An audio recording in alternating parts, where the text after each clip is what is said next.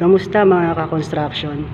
Sa video na to ay papakita ko sa inyo ang pag-assemble ng LED solar powered street light. Yan.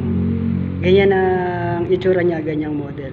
Kaya syempre titignan muna natin yung mga parts niya sa loob at ipapakita ko sa inyo isa-isa.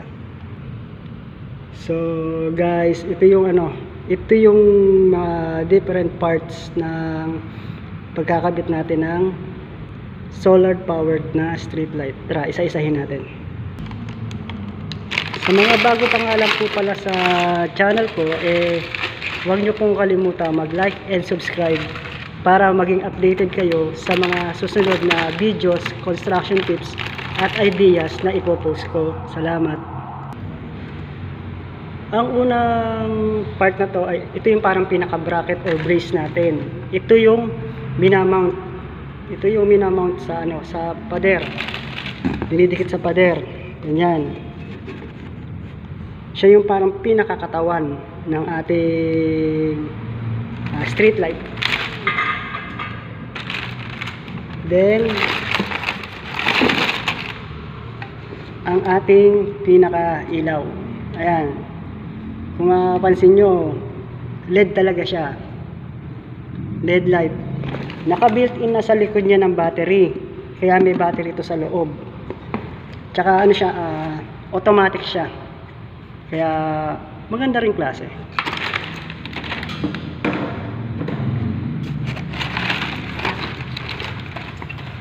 Ang susunod natin ay ang ating panel board. Yan. Siya yung pinaka solar panel. Siya yung kukuha ng energy galing sa araw. Yan. At syempre, may kasama siyang manual. Ayan, manual. Tsaka may mga iba't ibang klase siyang design. Iba't ibang klase ng design niya. Nasa inyo na lang kung saan kayo mas nagagandahan. Tapos, bracket. Ang bracket na to, ilalagay ito dito sa gilid ng ating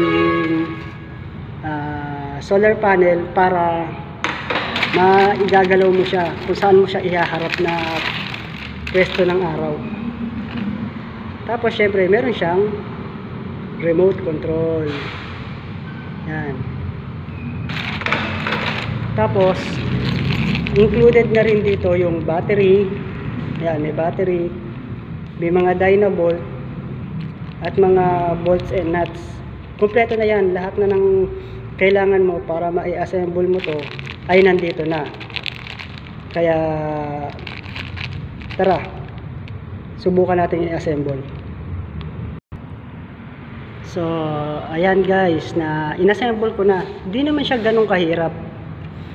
Ipapasok mo lang yung pinaka bracket natin dito sa ilalim ng ating LED light. Yan. Tapos puro screw lang siya. Halos ito lang user friendly itong na to, solar to, kasi halos lahat i-screw mo na lang. Yan. Tapos wag niyo pakakalimutan na pagduktungin to. Yan. Malalaman nyo kung tama ang pagkakabit nyo kapag nakita nyo na nagbiblink siya.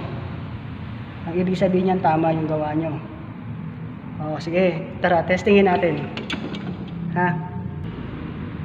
Ibinilad ko muna siya ng konti sa araw para matesting natin kung tama yung ginawa natin. Kaya tara, subukan na natin buksan. Diba, umilaw na siya? Ang pinaka gagawin na lang natin dito ay i-mount siya sa pagkakabitan. Kaso nga lang, sa mga oras na to umuulan, kaya hindi ko maikakabit. Pero yan ang tamang pag-assemble ng ating solar powered street light. Please like and subscribe for more video. Salamat.